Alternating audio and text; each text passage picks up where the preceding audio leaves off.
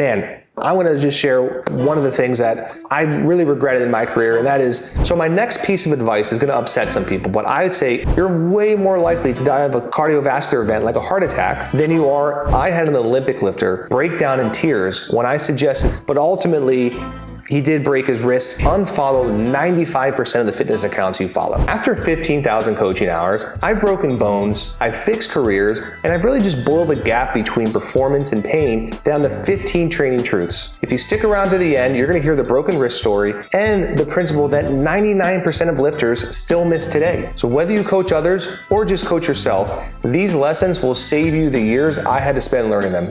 When we're working with humans, we have to remember empathy first. In the world of AI, information is not going to be an issue. However, emotional intelligence and empathy are always going to be timeless skills when you're dealing with humans. I had an Olympic lifter break down in tears when I suggested that for several weeks we take out Olympic lifting. He was lacking the overhead capacity to do the movement well, and it was causing a lot of shoulder pain. When I just gave him the chance to speak and be heard, all of a sudden he was more receptive. And because of that, we took Olympic lifting out and then we brought it back in and he had way more success. So the moral of the story is people don't care about how much you know till they know how much you care. Speaking of people, you want to make sure that you train with the right people. That's why it's so important as a coach to say no to red flag clients. Red flag clients are people that are not willing to align with your message and how you actually want to do the training process. One time I had a fat loss client come in. She wanted to lose weight as soon as possible. And when we started doing an initial screen on her, we realized that she really didn't move that well. And we had to teach her some things just so that she could perform exercises safely. Well, after about 45 minutes of the first session, and she was like, I really want to lose this weight. This stuff I don't think is going to help me. Immediately, I knew that this isn't going to be a good fit. So I just suggested that she go and find another trainer, no problem. Well, I saw her in the gym several months later. It turns out she had dislocated her shoulder. Although that was unfortunate, I had a feeling that was going to happen if we decided to do the things she wanted to do.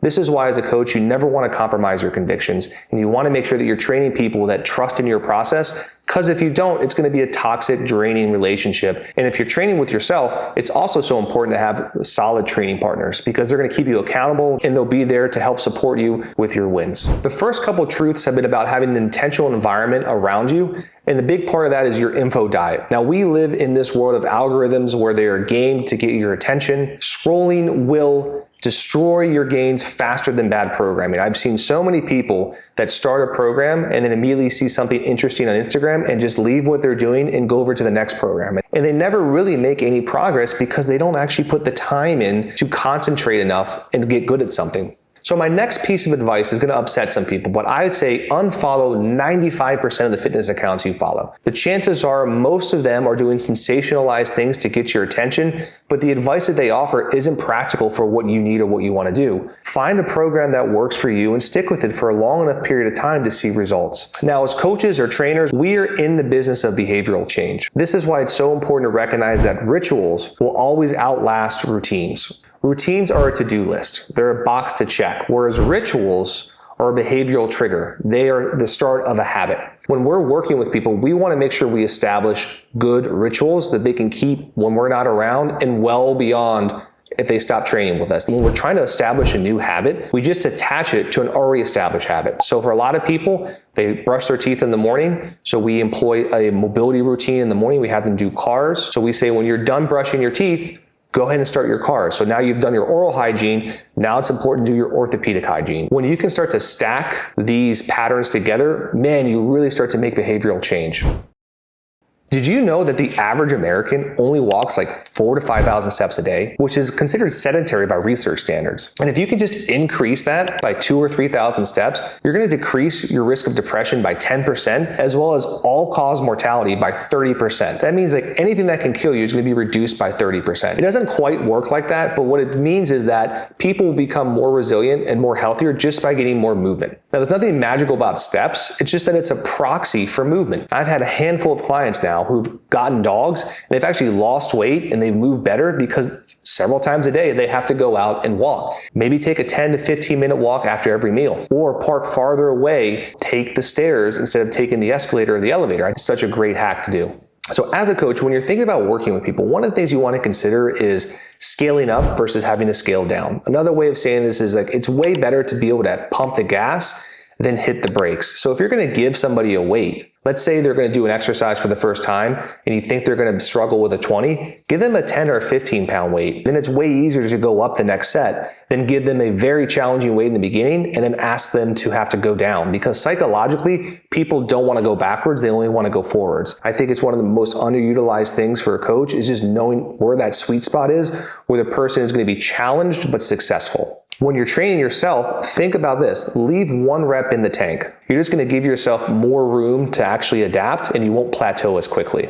As far as training, one big epiphany that I had many years ago is that time will usually beat reps. Well, the body responds to time under tension. If you and I are going to do 20 push-ups together and it takes you 60 seconds to do that and it takes me 30 seconds, that's a completely different experience. There's more time under tension in your set than there is my set, and that's really what the body responds to. So we have time under tension, and then we have to think, how do we gauge our effort? So we have mid fatigue, which is leaving 4 or 5 reps shy of failure. High fatigue is 1 or 2 reps shy of failure, and actual failure is where you fail to actually do another lift. The big issue with counting reps is it's not necessarily indicative to how close you were to fatigue or failure. If you're going to do 8 reps with the weight, but you could have done 13, but the program said do 8, but you didn't induce enough fatigue to get that stimulus, then you're not going to get the most powerful adaptation that you want.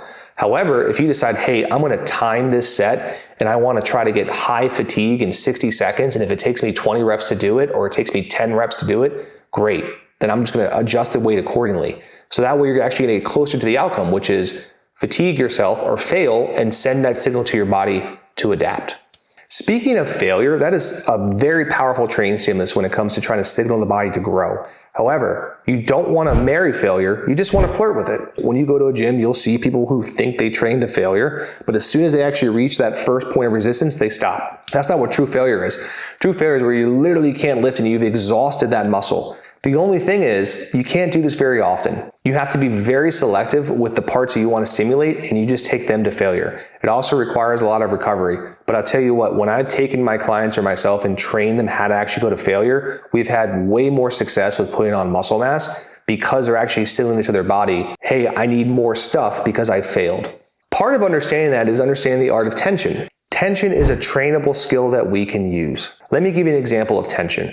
Go ahead and make a fist with your hand just using your fingers. Then start to use the muscles of your forearm, your bicep, your shoulder, and now your whole body. You should feel that every time we added more tissue, the intensity of the contraction went up. We call that a radiation. And a radiation or tension is this dial that we can turn up or turn down. When it comes to being really strong or trying to get specific inputs into our body, we want to make sure we dial that up. We want to link our body together so we can have that specific outcome to generate force. However, the other side of tension is relaxation. And sometimes we actually need to teach tissues how to relax. So tension is this beautiful knob that we can play with in training. It's a lifelong skill. When you do, your strength will go way through the stratosphere because you learned how to actually generate force through your body. This next truth, I think, has been a game changer for me over the last several years. Length builds strength. When we actually train in full range of motion, we get so much benefit when it comes to our connective tissue and building resilience.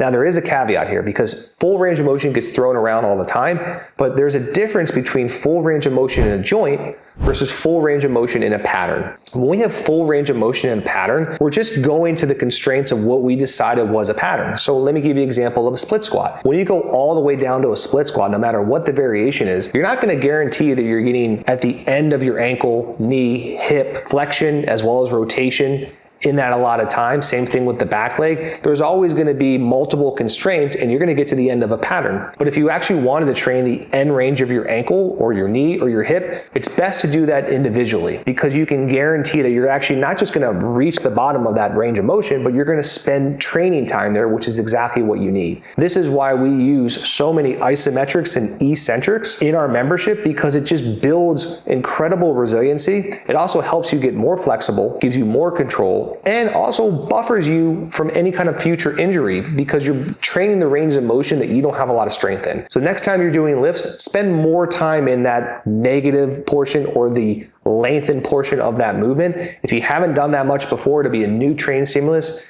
guarantee you'll probably be a little bit more sore, but if you do it well, over time, you'll actually start to notice better hypertrophy gains as well as better strength absorption capacity.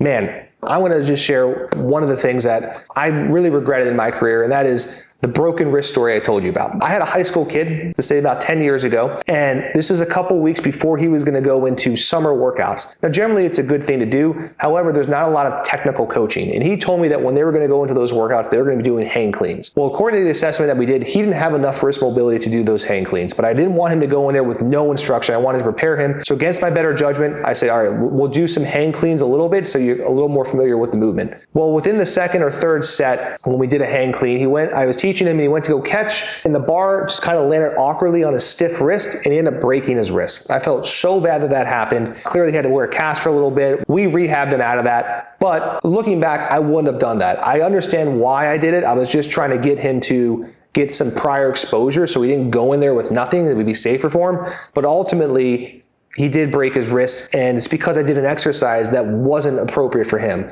So our next rule is that no exercise is sacred. You want to do no harm. If you're somebody that wants to get stronger legs and you do squats, for example, and they just don't feel good, the good news is you can do 1,000 different other variations that suit your body type and still build strong legs. Nothing is sacred, nothing is functional. You should just do the exercises that are relevant to what you expect out of your body. Another system of the human body that is underutilized is the aerobic system. Your aerobic system is how you metabolize and use energy to move through space. If we look at the top 4 disease killers in America, they're all metabolic or cardio related. You're way more likely to die of a cardiovascular event like a heart attack than you are a lack of internal hip rotation or a stiff elbow, right? Resistance training is amazing and you should totally do it. This isn't an if or, it's both. But you should also train your aerobic system. The best way to do that is to find an activity that you like to do that agrees with your body, something that's rhythmic and continuous that you can do for 20 to 30 minutes a couple days a week. If that's walking, great. If it's running, or if it's playing soccer, or if it's rowing, but having that nice aerobic foundation will also give you so much more recovery capacity. It'll lower your resting heart rate. It'll make it so that you're able to deal with stress way better. You can recover between sets and between sessions. You'll have more of a vast cardiovascular network that you can get blood flow in, nutrients in, and waste products out throughout your entire system. So I can't stress that enough. If you haven't employed some kind of cardio, my number one tip though is make sure you enjoy it because you're more likely to do it. Tying into that, spend time outside. Most people do not spend enough time outside to really reap the social benefits and the mental health benefits of that. 5 years ago, when the world got crazy, we all had to lock down in place, I had to take my training business all outside. So I took all of my clients during the summer and we trained at Park Pavilion and they loved it. They just loved the fact that they were out there seeing space. And it really just hit home for me how important it is for us to be outdoors. It's so good for your circadian rhythm. For billions of years, we've been following the rhythm of the sun. And when we have these artificial lights and we're inside, it really tends to throw our rhythm off. It's great for your eyes to see stuff from a distance, not just close up all the time. You get fresh air. And really, I think it helps people feel like they have an adventure.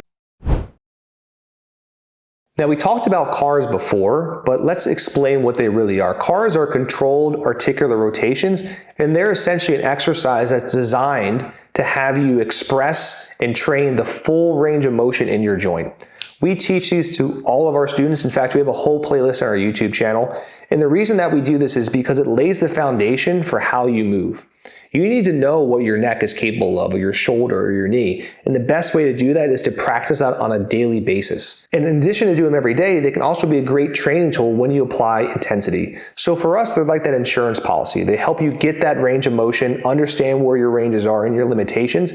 They're also an assessment. So if you know that your elbow is not feeling good today, it's got some weird feeling in your car that it didn't have before, you want to address that before you go into your heavy elbow-based training, because that could be telling you that, hey, like something needs to be worked on before there's an injury. In addition, cars will maintain the health and range of motion in that joint because you're practicing that. Use it or lose it is very cliche, but here's the thing. Cliches are cliches because they're true. So if you don't use your ranges of motion, over the course of time, you lose them. I see it everywhere. Remember that principle I told you that 99% of trainers still miss? You can't move where you can't move.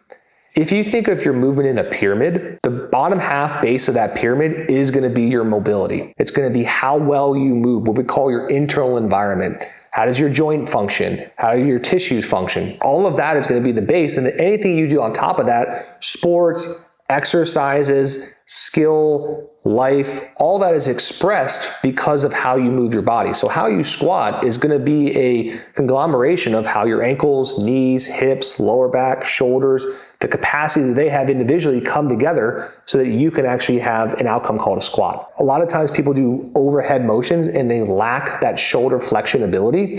So what happens when they go overhead, they end up using their mid or lower back to accomplish that task. Well, when that happens, the force isn't necessarily going in the shoulder, it's going in the lower back. So you'll see more development there. You'll also see more pain in the shoulder and pain in the back, and they're not getting what they can out of that movement. So for us, mobility is the key. It allows you to express the qualities that you want, so we have to consistently work and train on it. If that principle makes sense, then you're going to want to learn the truth about your mobility issues, and you can check that out in this next video.